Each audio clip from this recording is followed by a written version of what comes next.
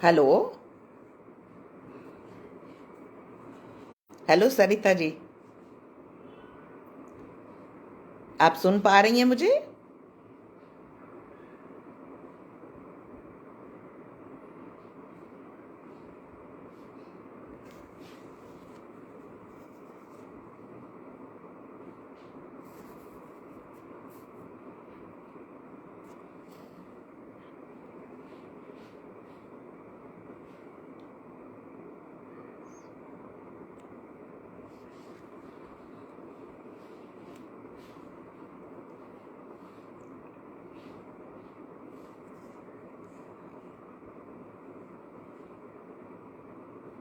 Hello.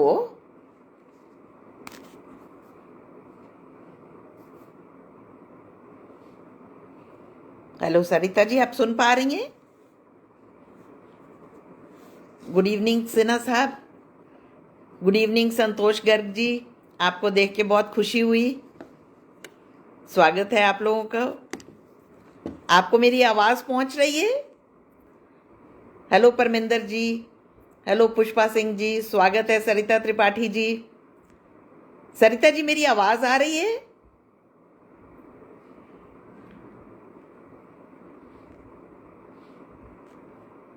Thank you Santosh ji. फिर मैं शुरू करती हूँ। सरिता जी, शुरू किया जाए।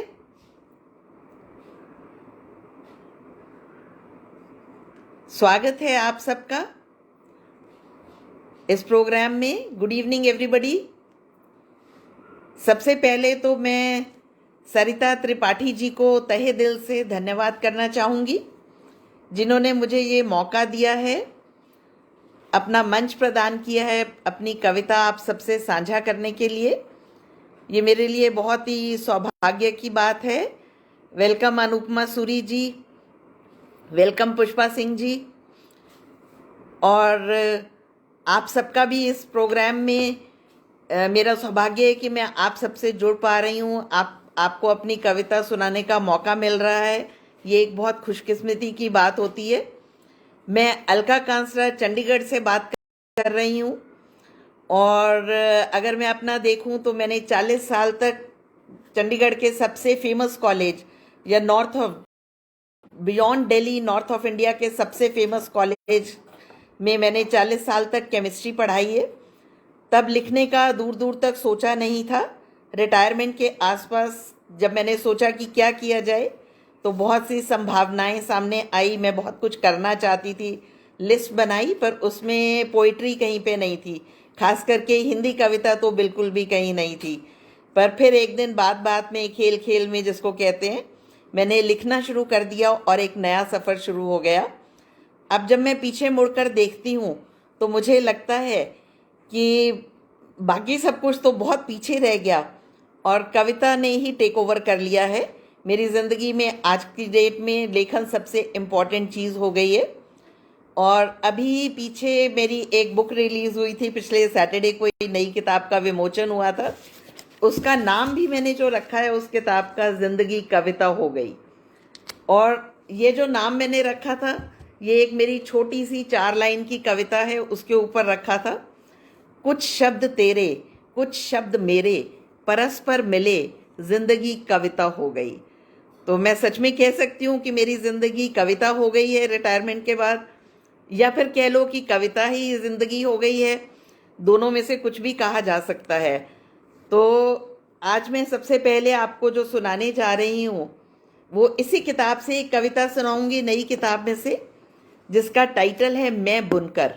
क्योंकि जब नए लोग जुड़ते हैं मेरे साथ, जैसे पुष्पा सिंह जी हैं, सरिता जी हैं, मैं बहुत लोगों को नहीं जानती हूँ, पर उसमें एक जानने की क्यूरोसिटी होती है। तो इस कविता में मैं क्या सोचती हूँ, मैं क्या करती हूँ, वो मैंने कहने की कोशिश की है।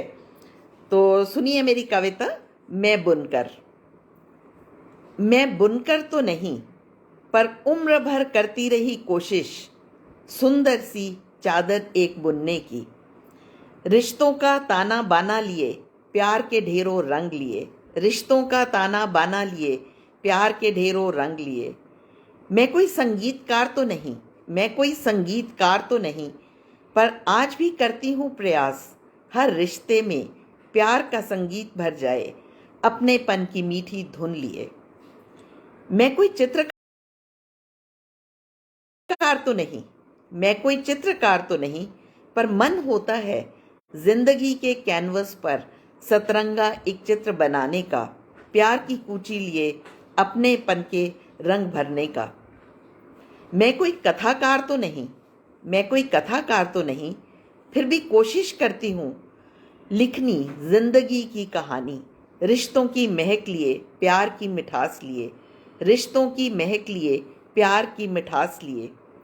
मैं तो हूँ केवल एक अदना सी नारी, पर चाहती हूँ सबको अपना बनाना। मैं तो हूँ केवल एक अदना सी नारी, पर चाहती हूँ सबको अपना बनाना।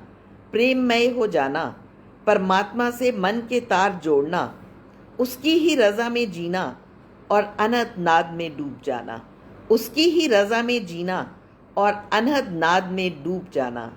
धन्यवाद। ये मेरी पहली कविता थी। कहते हैं कि कविता जो है ये सिर्फ शब्दों का खेल है, और कहीं ना कहीं ये ठीक भी है। शब्दों का हेर फेर है, आप किस तरीके से कह देते हैं उसी से कहानी बन जाती है या कविता बन जाती है।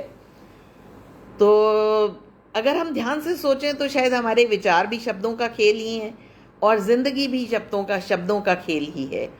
तो इन्हीं शब्दों को मैंने इसी किताब में ढालने की कोशिश की है। कुछ छोटी छोटी कविताएं हैं शब्द के ऊपर, उन्हीं में से बिल्कुल छोटी छोटी 2 कविताएं आपको सुनाती हूँ। पहली कविता है उलझन। मन में उमड़ते घुमड़ते शब्द, मन में उमड़ते घुमड़ते शब्द, शब्दों में उलझा मन, शब्दों में उलझे रिश्तों के धागे, शब्दों में उलझे रिश्तों के धागे, तार तार होता मन। उलझ गए हैं शब्द, उलझ गए हैं हम, उलझ गए हैं शब्द, उलझ गए हैं हम। शायद जब शब्द उलझते हैं तो हम भी उलझ जाते हैं। अगली भी शब्द के ऊपर ही है मेरी कविता। शब्दों की डोर, शब्दों की विचारों की डोर थाम खड़ी थी, शब्दों की विचारों की डोर थाम खड़ी थी मन की दहलीज पर। आवाज आई नादान हो, आवाज आई नादान हो, जा रही हो कहाँ? शब्दों की विचारों की ज़रूरत है क्या वहाँ? शब्दों की विचारों की ज़रूरत है क्या वहाँ? ये मैंने अपनी इनर जर्नी के ऊपर लिखी थी। अब जो अगला पड़ाव मैं लेना चाहती हूँ, एक स्त्री हूँ, सो ऑब्वियसली नारी के साथ एक गर्ल्स कॉलेज में मैंने 40 साल पढ़ाया है, तो स्त्री विमर्श के ऊपर काफ़ी सोच रहती है और उसी के ऊपर लिखने की कोशिश भी करती हूँ। तो उसमें मेरी पहली कविता है स्वयं सिद्धा। स्वयं सिद्धा। कभी पूछा नहीं सीता ने मर्यादा पुरुषोत्तम राम से, कभी पूछा नहीं सीता ने मर्यादा पुरुषोत्तम राम से, क्यों ली गई अग्नि परीक्षा, क्यों ली गई अग्नि परीक्षा, भेज दी क्यों वन में एक धोबी के वचन सुन। कभी पूछा नहीं राधा ने चक्रधारी कृष्ण से, द्वारिकाधीश तो हो गए, द्वारिकाधीश तो हो गए, पर क्यों फिर कभी लौटे नहीं वृंदावन, कभी लौटे नहीं वृंदावन राधा की सुध लेने।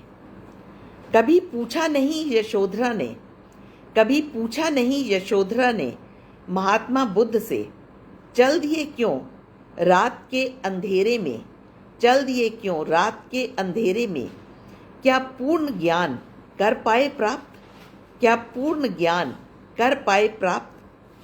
स्वयं सिद्धा हूँ, नहीं चाहिए राम कृष्ण या बुद्ध, स्वयं सिद्धा हूँ, नहीं चाहिए राम कृष्ण या बुद्ध, नहीं चाहती बनना सीता राधा या यशोधरा, नहीं चाहती जीना जीवन इंतजार में, नहीं चाहती जीना जीवन इंतजार में, न दूंगी कोई अग्नि परीक्षा। धन्यवाद। ये मेरी एक नई सोच की, आज की नारी की सोच की कविता है, जो आज की लड़कियां सोचती हैं। मैं देख पा रही हूँ निर्मल जसवाल जी को, वो भी जुड़ गई हैं। नरेंद्र जी पटियाला से जुड़ी हैं, और निर्मल जी टोरंटो से जुड़ी हैं। आप सबको देख के मुझे बहुत खुशी हो रही है। और मेरा कॉन्फिडेंस और मॉरल बूस्ट भी हो रहा है। निर्मल जसवाल जी एक फेमस राइटर हैं जो काफ़ी सम्मानित हैं साहित्य अकेडमी के, और भी इंटरनेशनल अवार्ड्स जीत चुकी हैं लेखन में। और नरेंद्र जी हैं, इनको तो हम अक्सर अखबार में मिलते रहते हैं, सुबह सुबह हफ्ते में एक बारी तो इनका मिडल कॉलम में किसी ना किसी पेपर में, ट्रिब्यून में या हिंदुस्तान टाइम्स में आर्टिकल आ जाता है। तो मुझे देख के बहुत खुशी हो रही है, और आप सब जुड़े हैं, मैं उसके लिए बहुत बहुत आभारी हूँ। अगली कविता इसी रास्ते में, इसी लाइन के ऊपर, स्त्री विमर्श के ऊपर। ये मेरी एक पुरानी कविता है जो मेरी पहली किताब पीढ़ियों के क्षितिज से मैंने ली है। इसका शीर्षक है कुछ है जो कम है। कुछ है जो कम है पर जाने कहाँ गुम है। कुछ है जो कम है पर जाने कहाँ गुम है। कहीं वे समय तो नहीं जिसमें बिटिया को कहानी सुनानी थी। कहीं वे समय तो नहीं जिसमें बिटिया को कहानी सुनानी थी। या फिर माँ की कोई बात सुननी थी जो उसने सिर्फ बात करने के लिए करनी थी। जो उसने सिर्फ बात करने के लिए करनी थी। यह सुनना और सुनाना चाहकर भी ना हो पाता है। यह सुनना और सुनाना चाहकर भी ना हो पाता है। जिंदगी तो नौकरी और घर में उलझी है। कहीं वे प्यार के दो बोल तो नहीं। कहीं वे प्यार के दो बोल तो नहीं जो पति को खाने के साथ परोसने थे या फिर उनके टिफिन में लिखकर डालने थे। दो बोल जो वो कहना चाहते हैं, दो बोल जो मैं सुनना चाहती हूँ, पर घड़ी पर नजर पड़ते ही कदम कार की तरफ बढ़ जाते हैं। प्यार के दो बोल बिन बोले बिन सुने ही रह जाते हैं। ये अक्सर हो जाता है वर्किंग वुमेन के साथ। रफ्तार से दौड़ती जिंदगी, रफ्तार से दौड़ती जिंदगी, नौकरी और घर में उलझी जिंदगी। इसमें से कुछ पल कुछ क्षण चुराने ही होंगे। सुनने और सुनाने का सिलसिला, समझने और समझाने का सिलसिला शुरू करना ही होगा। तभी तो कुछ कमी का एहसास, कुछ गुम होने का एहसास कम होगा। तभी तो कुछ कमी का एहसास, कुछ गुम होने का एहसास कम होगा। धन्यवाद बहुत बहुत। आप सबके वो लाइक्स और उसके आते जा रहे हैं सिग्नल। मैं अभी सबको इंडिविजुअली कमेंट नहीं कर पा रही, शायद मेरी उम्र में आके टेक्नोलॉजी में थोड़ी सी दिक्कत हो जाती है, वो मैं बाद में करूँगी। पर आप सबका बहुत बहुत धन्यवाद, मुझे देख के बहुत खुशी हो रही है। अगली कविता फिर से एक स्त्री विमर्श के ऊपर ही है। यह भी पीढ़ियों के क्षितिज से मैंने ली है और सोसाइटी के लिए एक क्वेश्चन मार्क है। इसका टाइटल भी मैंने दिया है प्रश्न। हवाओं से पूछते हो क्या कभी किधर को उड़ी जा रही हो। हवाओं से पूछते हो क्या कभी किधर को उड़ी जा रही हो। मस्त उड़ेंगी या फिर आंधी बंद धूल उड़ाएंगी।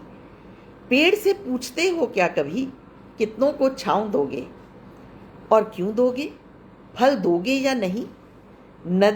नदिया से पूछते हो क्या कभी इठलाती बल खाती कहाँ को जा रही हो। बादलों से पूछते हो क्या गरजते हो बरसते क्यों नहीं। सूरज से पूछा है कभी कितनी गर्मी बरसाओगे।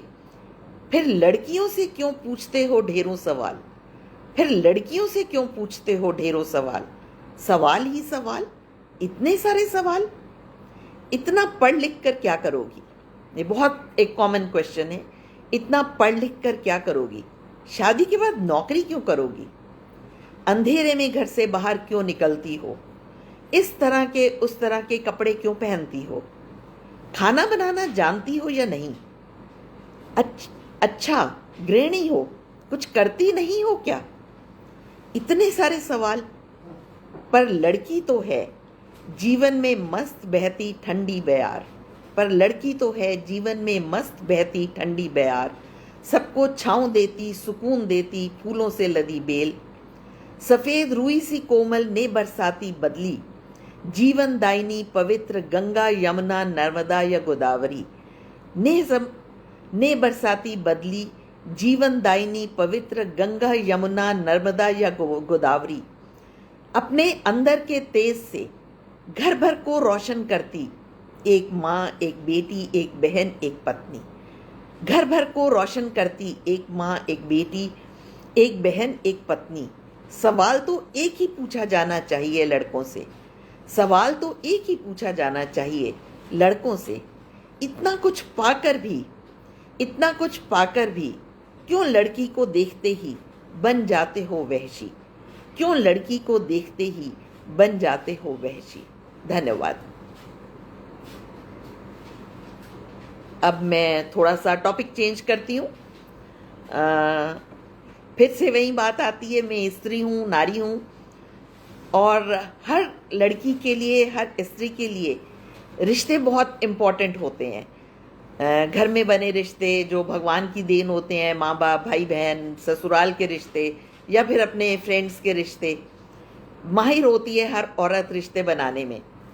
तो मेरी अगली कविता का शीर्षक है रिश्तों का सफ़र। जिंदगी के रिश्तों का पुरपेच घुमावदार सफ़र पहाड़ की सर्पीली राहों से कुछ कम तो नहीं। जिंदगी के रिश्तों का पुरपेच घुमावदार सफ़र पहाड़ की सर्पीली राहों से कुछ कम तो नहीं। पहाड़ की खूबसूरत ऊंचाइयों पर पहुंचने के लिए यह दुर्गम सफ़र तय करना ही पड़ता है। जिंदगी में भी रिश्तों का सफ़र तय करना कुछ कम तो नहीं। जिंदगी में भी रिश्तों का सफ़र तय करना कुछ कम तो नहीं। कभी चीड़ की खुशबू लिए ठंडी बयार की तरह सहलाते रिश्ते, कभी चीड़ की खुशबू लिए ठंडी बयार की तरह सहलाते रिश्ते, कभी प्यार की बौछार में भिगोते ये रिश्ते, और कभी दुर्गंध छोड़ते रिश्ते, मानो डीजल का धुआं छोड़ती कोई बस चढ़ी जा रही हो पहाड़ पर। सदा ही आकर्षित करते पहाड़ के ये दुर्गम रास्ते, सदा ही अपनी ओर बुलाते, कभी बिनते बनते कभी बिगड़ते, जिंदगी के सफ़र में खट्टी मीठी यादें छोड़ते, जिंदगी को रवानगी देते ये रिश्ते कुछ कम तो नहीं, ये रिश्ते कुछ कम तो नहीं। शुक्रिया। इन्हीं रिश्तों को लेकर एक और कविता है। हम जिंदगी में जो भी करते हैं प्रकृति के साथ जुड़ा होता है, वहीं से शायद हमारी जिंदगी बनती है। ये भी कुछ इसी तरह की कविता है। इसका टाइटल है सागर। सागर का किनारा, अनंत और क्षितिज का मिलन। सागर का किनारा, अनंत और क्षितिज का मिलन। दूर दूर तक सिर्फ पानी, अनंत तक केवल पानी। सागर की शांत लहरें और कभी ज्वार भाटे की उफनती सी लहरें। सागर की शांत लहरें और कभी ज्वार भाटे की उफनती सी लहरें। किनारे पर जो कुछ भी है बहा ले जाती हैं उसे ये लहरें, पर फिर वापस आ जाता है सब कचरा। सागर को देंगे जो, सागर को देंगे जो, वही तो आएगा वापस। मन के अंदर भी तो भावनाओं का ही है सागर, कभी शांत, एकदम शांत, प्यार से ओतप्रोत, प्यार से ओतप्रोत, और कभी उफनते सागर सी भावनाएं। इन उफनती भावनाओं में बह जाते हैं कई रिश्ते, इन उफनती भावनाओं में बह जाते हैं कई रिश्ते। वापस तो आते हैं फिर रिश्ते, पर प्यार की गर्माहट से रीते हुए। वापस तो आते हैं फिर रिश्ते, पर प्यार की गर्माहट से रीते हुए। मैं देख पा रही हूँ दिल्ली से नीलम वर्मा जी भी जुड़ गई हैं, डॉक्टर नीलम वर्मा। वो भी एक बहुत अच्छी राइटर हैं। धन्यवाद नीलम जी। अब आगे चलते हैं मेरे कविता के सफ़र में। कहते हैं कवि वही लिखता है, या कोई भी लेखक, जो भी अपने आसपास घट रहा होता है उसको बहुत ही शिद्दत से महसूस करता है, और उसी शिद्दत से फिर उसको अपनी लेखनी में ढाल लेता है। कुछ इसी तरह हम सबके साथ होता है कि जो देखते हैं, महसूस करते हैं, उसके ऊपर लिखते हैं। लास्ट ईयर गलवान घाटी का एपिसोड हम सब ने टीवी के ऊपर देखा, उसके बारे में पढ़ा। ये कविता मेरी उसी के ऊपर है, मेरी नई पुस्तक में से। इसका शीर्षक है आखिरी बिगुल। आखिरी बिगुल। पिघल रही है सूरज की गर्मी, पिघल रही है सूरज की गर्मी, रो रही हैं सुनहरी किरणें, बिखर गया है किसी का सिंदूर मांग भरने से पहले ही, बिखर गया है किसी का सिंदूर मांग भरने से पहले ही।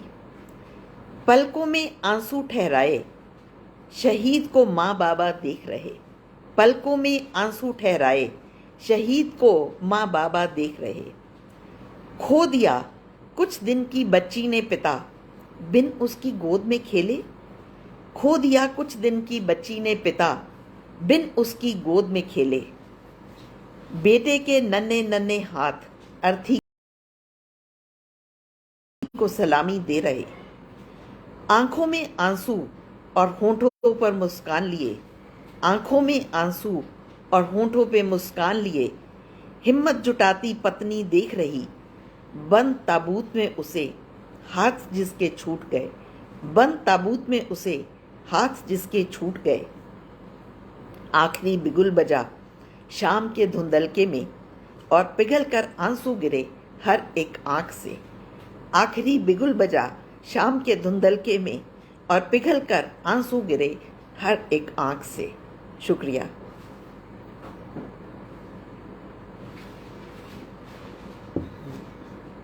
अब मेरी अगली कविता। जब आप इस तरह की घटनाएं देखते हैं और रिटायर हो जाते हैं, उम्र का एक पड़ाव पार कर लेते हैं, तो शायद ऐसे विचार भी आने शुरू हो जाते हैं। ये कविता भी मैंने अपनी नई पुस्तक से ही ली है। इसका शीर्षक है महाप्रस्थान। महाप्रस्थान। आ जाएगा एक दिन जब होगा महाप्रस्थान, आ जाएगा एक दिन जब होगा महाप्रस्थान। क्या जाऊंगी मैं भी मोक्ष पाने को काशी के मणिकर्णिका घाट, क्या जाऊंगी मैं भी मोक्ष पाने को काशी के मणिकर्णिका घाट। कभी ना बुझे अग्नि जहां वही महाशमशान, एक और आरती के लिए दशाश्वमेघ घाट, दूसरी ओर दिखाई देता जलती चिता के धुएं के साथ मणिकर्णिका घाट। आरती जीवन का एक उत्सव, ईश्वर से मिलन, श्रद्धा, पवित्रता और विश्वास। आरती जीवन का एक उत्सव, ईश्वर से मिलन, श्रद्धा, पवित्रता और विश्वास। जलती चिता में दिखाई देता यह नश्वर जीवन, जलती चिता में दिखाई देता यह नश्वर जीवन। हिंदू संस्कृति में दोनों स्वीकार्य साथ साथ। शायद तभी काशी में मृत्यु मंगलकारी, मोक्षदायिनी और जीवन स्वर्ग समान। ये लाइन मणिकर्णिका घाट पे लिखी गई है। शायद तभी काशी में मृत्यु मंगलकारी, मोक्षदायिनी और जीवन स्वर्ग समान। फिर भी मगर कहता है मन, फिर भी मगर कहता है मन, हो ईश्वर अगर संग साथ, बने रहें केवल इंसान। हो ईश्वर अगर संग साथ, बने रहें केवल इंसान। अपने लिए तो कहीं भी काशी, कहीं भी महाशमशान। अपने लिए तो कहीं भी काशी, कहीं भी महाशमशान। कभी भी कहीं भी हो जाए महाप्रस्थान, कभी भी कहीं भी हो जाए महाप्रस्थान। धन्यवाद। और जब हम इस तरह की कोई बात करते हैं या सुनते हैं तो ऑटोमेटिकली ईश्वर की याद आती है, उसकी तलाश भी शुरू हो जाती है।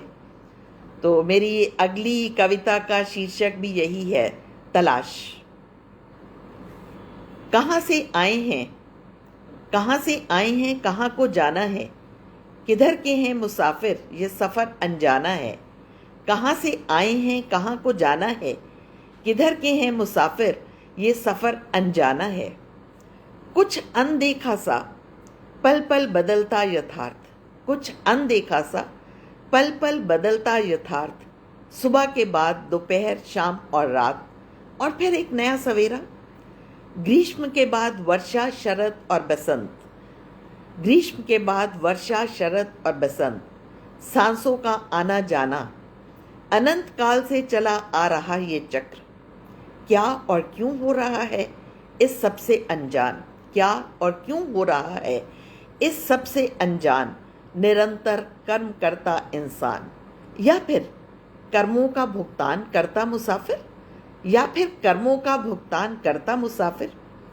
क्या जीवन भी सफर है आत्मा का, एक जीवन से दूसरे जीवन तक? न जाने कितनी बार, न जाने किस तलाश में, उसी ऊपर वाले की शायद तलाश।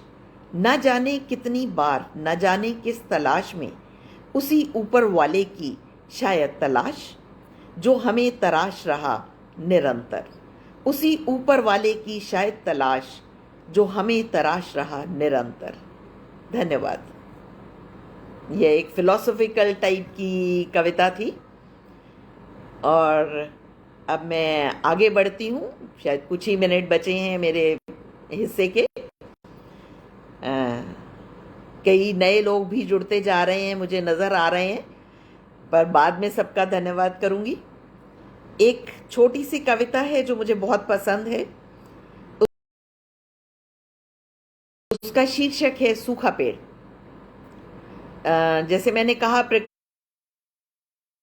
से हम सब जुड़े होते हैं और बहुत कुछ सीखते भी हैं, और प्रकृति बहुत बहुत कुछ सिखाती भी है। इसका टाइटल है सूखा पेड़। रोज देखती हूँ आते जाते, रोज देखती हूँ आते जाते एक सूखा पेड़।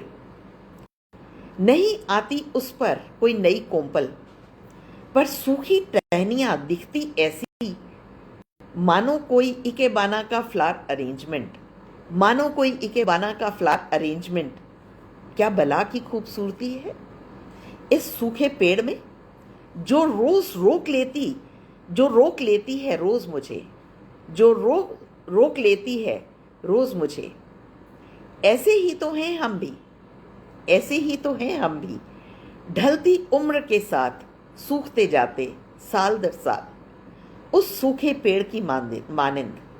कह रहा वह पेड़, कह रहा वह पेड़, रखनी ही होगी सहेज कर खूबसूरती अपने व्यक्तित्व में हमेशा, रखनी ही होगी सहेज कर खूबसूरती अपने व्यक्तित्व में हमेशा। यही हम सीख लेते हैं सूखे पेड़ से। शायद इसीलिए कहते हैं कि वैसे शरीर से बूढ़े हो जाएंगे पर मन हमेशा हमारा जवान ही रहेगा।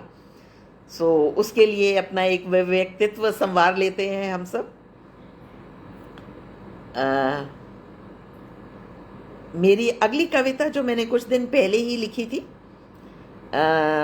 अपने आसपास जो घट रहा है अफगानिस्तान के एपिसोड पे, इसका टाइटल मैंने दिया है इतिहास, क्योंकि सब चीज़ों का आंकलन तो इतिहास ही करता है, क्या ठीक था क्या गलत था, इतिहास। और ये कविता मैंने प्रेरित होकर लिखी थी निर्मल जसवाल जी की एक स्टोरी से। उनकी एक स्टोरी को प्राइज़ मिला था एक कॉन्टेस्ट में, और मैंने जब वो स्टोरी पढ़ी शायद उसी से मोटिवेट होकर मैंने ये कविता लिखी थी। शीर्षक है इतिहास। इतिहास के पन्नों में फरफरा रही हिटलर की क्रूरता, इतिहास के पन्नों में फरफरा रही हिटलर की क्रूरता, यहूदियों को समाप्त करने की कोशिश। किसने नहीं पढ़ी शिंडलर लिस्ट या डायरी ऑफ एनी फ्रैंक? किसे याद नहीं आउशविट्स, जर्मनी, पोलैंड, चेकोस्लोवाकिया? किसे याद नहीं आउशविट्स, जर्मनी, पोलैंड, चेकोस्लोवाकिया? इतिहास के पन्नों में फरफरा रही भारत की आज़ादी, इतिहास के पन्नों में फरफरा रही भारत की आज़ादी। हिंदुस्तान पाकिस्तान विभाजन, वहशीपन, अत्याचार, मारकाट, कटी लाशों से भरी ट्रेन। किसे याद नहीं लाहौर, रावलपिंडी, अटारी, अमृतसर? किसे याद नहीं लाहौर, रावलपिंडी, अटारी, अमृतसर? इतिहास के पन्नों में फरफरा रहे 1984 के दंगे, इतिहास के पन्नों में फरफरा रहे 1984 के दंगे। सिखों का कत्ले आम, धू धू कर जलते टायर, उन पर लटकी जीवित लाशें। किसे याद नहीं पंजाब, हरियाणा, कानपुर, दिल्ली? किसे याद नहीं पंजाब, हरियाणा, कानपुर, दिल्ली? इतिहास के पन्नों में आने वाले कल में फरफराएगा, इतिहास के पन्नों में आने वाले कल में फरफराएगा आज का अफगानिस्तान। उड़ते हवाई जहाज पर लटकी तालिबान दहशत से त्रस्त अवाम, उड़ते हवाई जहाज से लटकी तालिबान दहशत से त्रस्त अवान, कौन भूल पाएगा पंजशीर काबुल कंधार, कौन भूल पाएगा पंजशीर काबुल कंधार। धन्यवाद। आशा है आपको ये कविता पसंद आई होगी। और अब सरिता जी कुछ और सुना सकती हूँ कि बस करूं? सरिता जी कोई इंडिकेशन नहीं दे रही है, पर इस टाइम पे मुझे लग रहा है कि 6:59 हो गए हैं। 1 मिनट सिर्फ मेरे पास बचा है, तो मैं कविता ना सुनाकर आप सबका धन्यवाद करना चाहूँगी। आप सब मेरे साथ जुड़े, आपने मेरी कविताएं सुनी, कमेंट्स दिए, और मैं उम्मीद करती हूँ, मैं अभी भाई देख पा रही हूँ इंदिरा दीदी भी लाइन पे हैं। बहुत बहुत धन्यवाद इंदिरा दीदी, मेरी बहुत ही सम्मानित बड़ी बहन है। सो इस कविताओं को सुनाने का मुझे मौका मिला, आप सबसे शेयर करने का मौका मिला। इस मौके को देने के लिए मैं सरिता त्रिपाठी का दोबारा से धन्यवाद करती हूँ, और आप सबका धन्यवाद करती हूँ कि अपना प्रेशियस टाइम में से, अपने कीमती समय में से आपने ये आधा घंटा मुझे दिया और मेरी कविताएं सुनी और उन्हें सराहा। फिर कभी मुलाकात होगी, जीवन ऐसे ही चलता जाएगा, किसी न किसी मोड़ पे फिर मुझे मौका मिलेगा आप सबसे कविताएं सुनने का और आपको अपनी कविताएं दोबारा से सुनाने का। बहुत बहुत धन्यवाद। अब पूरे 7 बज गए हैं, मैं फिनिश करती हूँ टाइम की पाबंदी को देखते हुए। बहुत बहुत शुक्रिया आपका। बहुत